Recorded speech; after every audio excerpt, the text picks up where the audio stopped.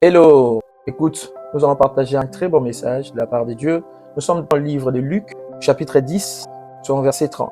Jésus qui dit, « Un homme descendait de Jérusalem à Jéricho. Il tomba au milieu des brigands qui les dépouillèrent, les chargèrent de coups et s'en allèrent. » Là où mon attention est plus attirée, la Bible dit, « Les laissant à demi-mort. » Les laissant à demi-mort. Ils ont utilisé toute leur force sur cet homme.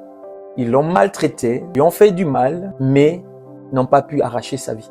Et ils ont utilisé toute leur force, toute leur méchanceté sur une seule personne, mais ils n'ont pas pu arracher sa vie parce que la vie d'un homme se trouve entre les mains de Dieu. Personne n'a le pouvoir de t'arracher la vie.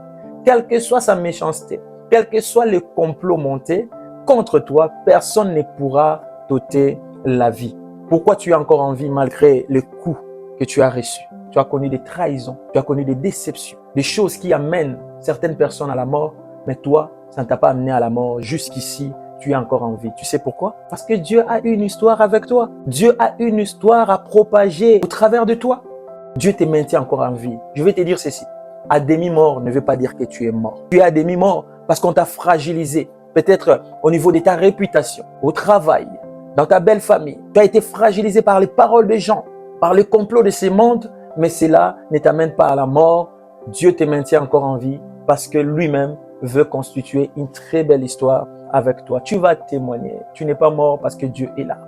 Toi-même, tu te poses la question, tu te dis, il y a beaucoup de gens qui ont connu la même chose que moi. Regarde, tu es passé par cette maladie, mais à côté de toi, il y avait une personne qui souffrait de la même maladie qui n'est plus aujourd'hui. Tu es passé par cette souffrance, il y a beaucoup qui n'ont pas pu tenir et qui sont partis avant toi.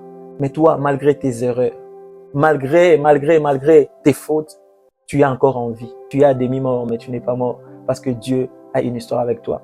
Je pense que cette parole va t'aider, va te booster, va te ramener encore debout pour que tu poursuives le chemin avec Jésus. Jésus-Christ t'aime.